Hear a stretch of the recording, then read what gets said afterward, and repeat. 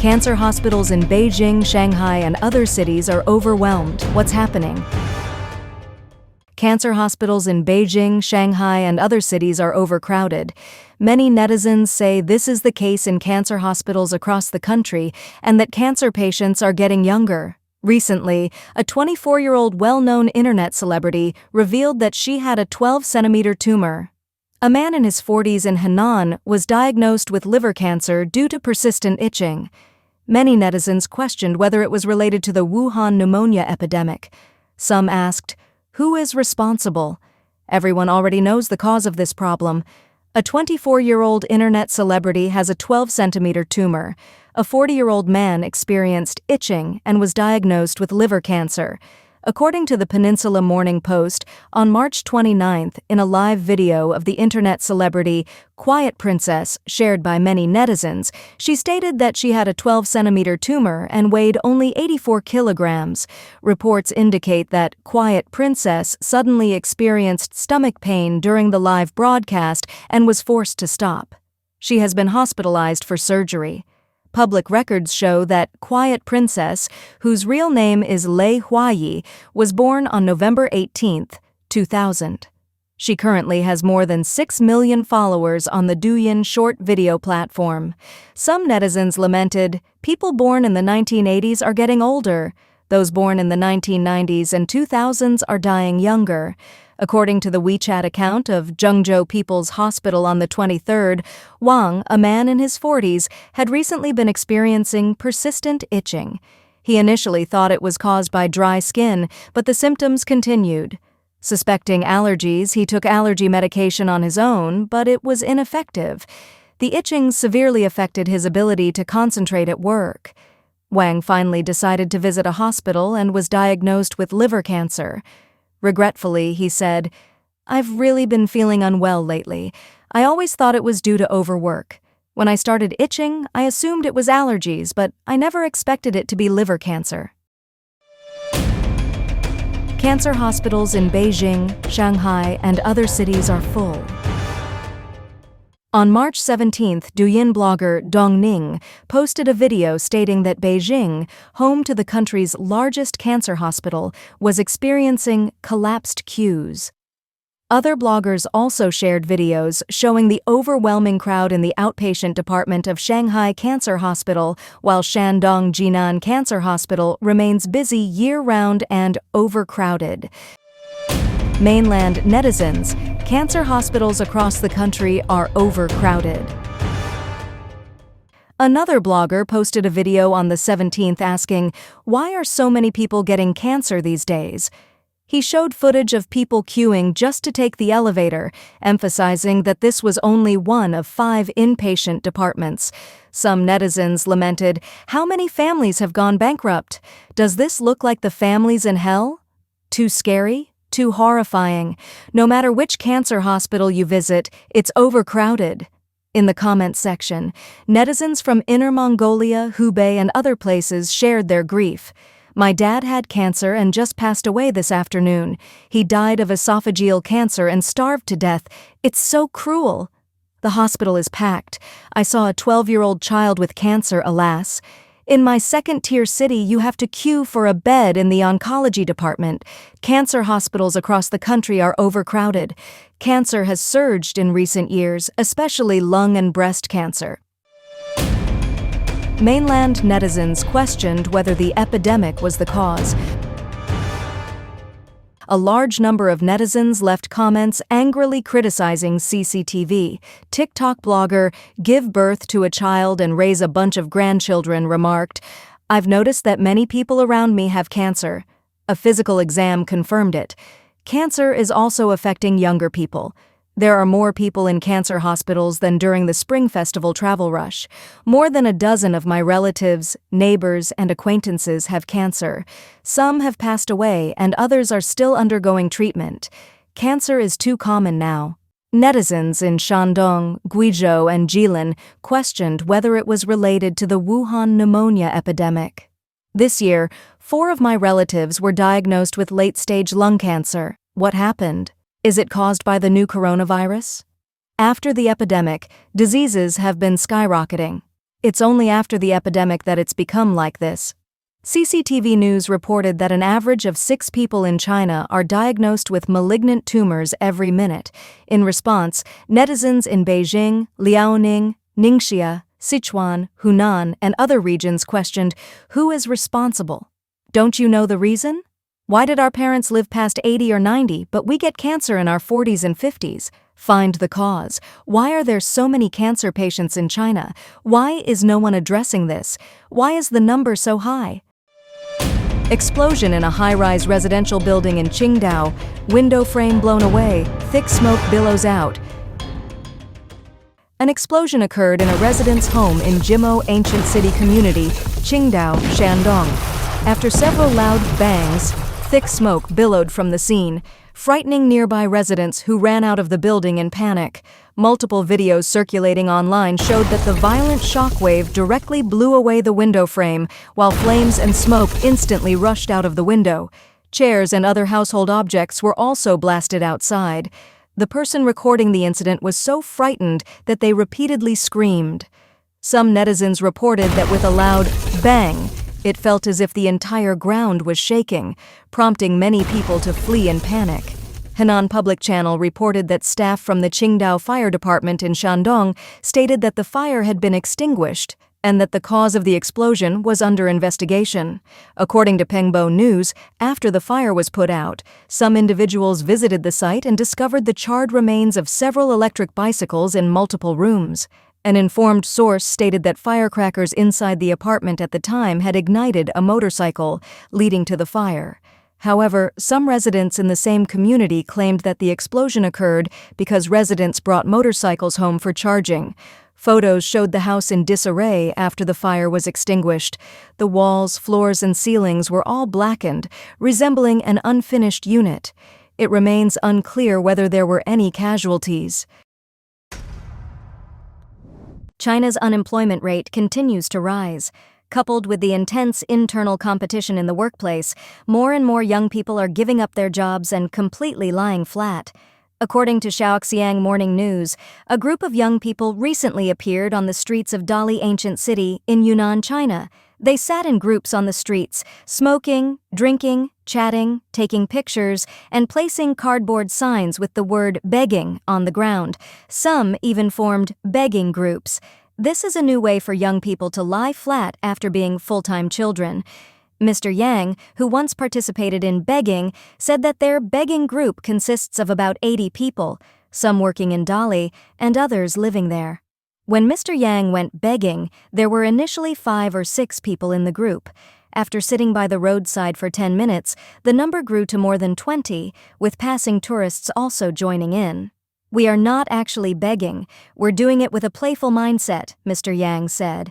Tourists passing by would give them cigarettes, beer, drinks, and snacks, but they never collected any money. "We just saw in the group that some people posted QR codes and others would send 5 yuan, RMB, same below, 10 yuan, or even 100 yuan, so we couldn't say anything." As for why they put up begging signs, Mr. Yang explained that anyone could set up a stall on the streets of the ancient town, including wine stalls, fortune-telling stalls, and tarot card stalls. "Then we are also a new business format," he said. "People who are open-minded, think clearly, and have broad values will interact with me. They pass us cigarettes and wine, and we provide emotional value, just like friends." Mr. Yang believes that begging in this way is also a cool and rebellious act. People with traditional, conservative values may find this unconventional, but we are challenging this and breaking through normal thinking logic. It turns out that begging doesn't have to be the way people assume, and it neither harms nor deceives others.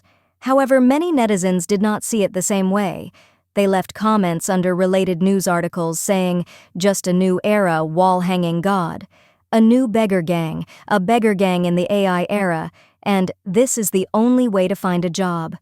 Others called for, "If there's a good job, just arrange one for them."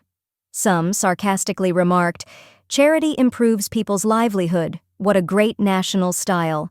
However, it is estimated that their good days will not last long. The report stated that the relevant authorities in Dali have taken notice of this phenomenon. They have established a regular persuasion team and will also encourage tourists and residents to maintain civility in public places through official announcements and tourist brochures. Obviously, these begging people may be persuaded to leave by the authorities in either a civilized or uncivilized manner, depending on whether they listen to the advice. Even truly homeless people are not allowed by the CCP to sleep on the streets.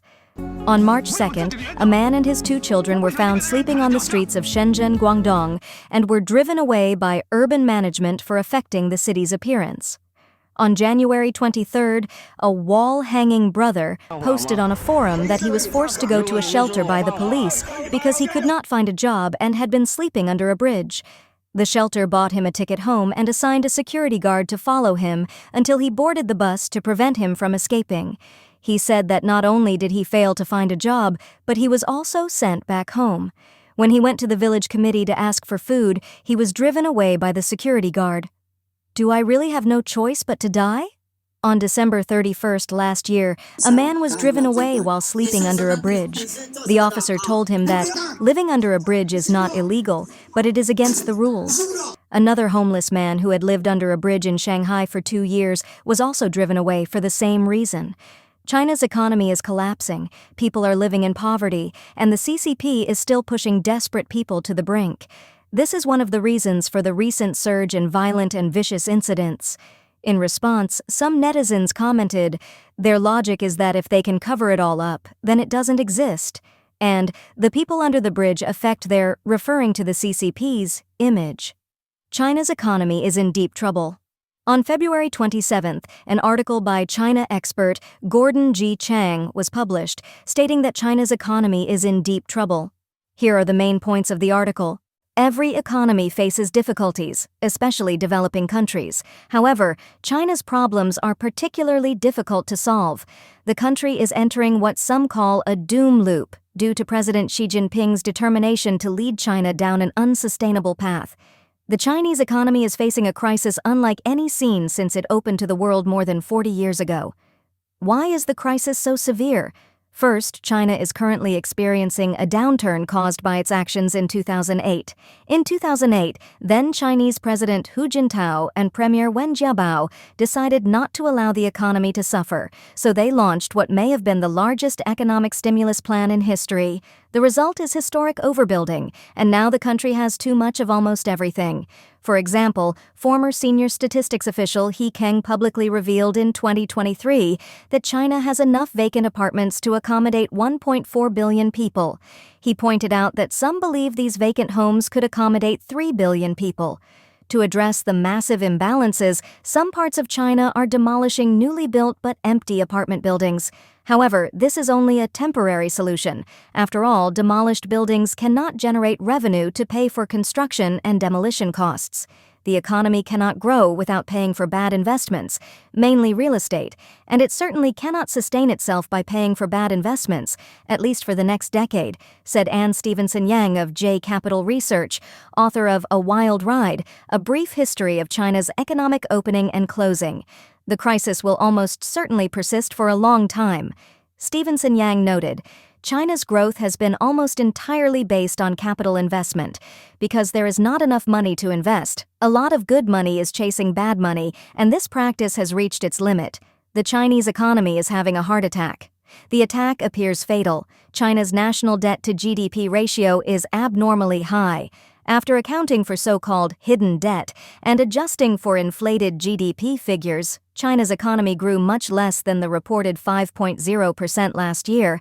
My estimate is that the ratio could be as high as 375%. Even higher figures are possible.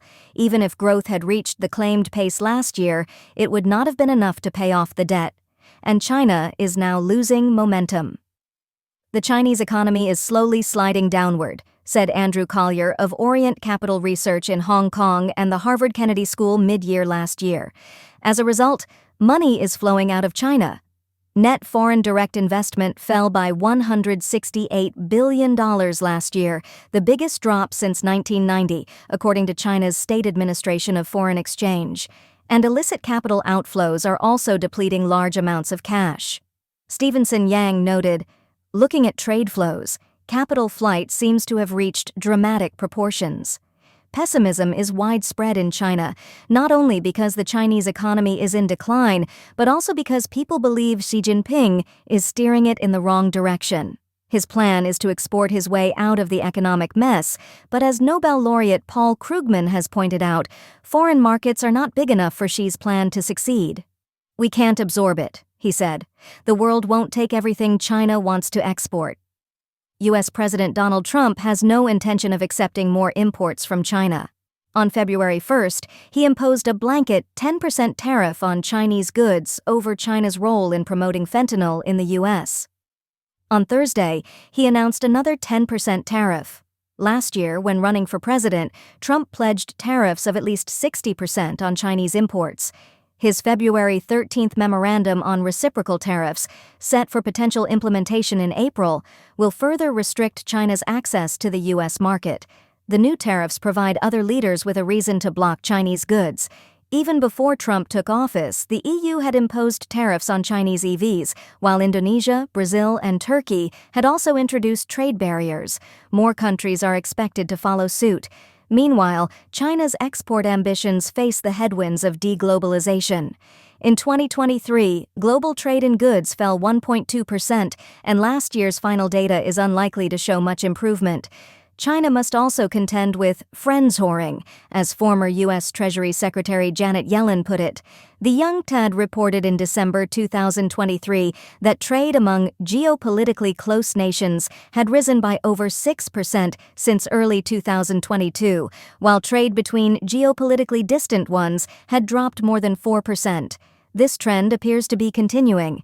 At the same time, China's aggressive behavior is isolating it and shrinking its customer base. In the process, Xi Jinping is undermining his own economy. China is experiencing more than just growing pains.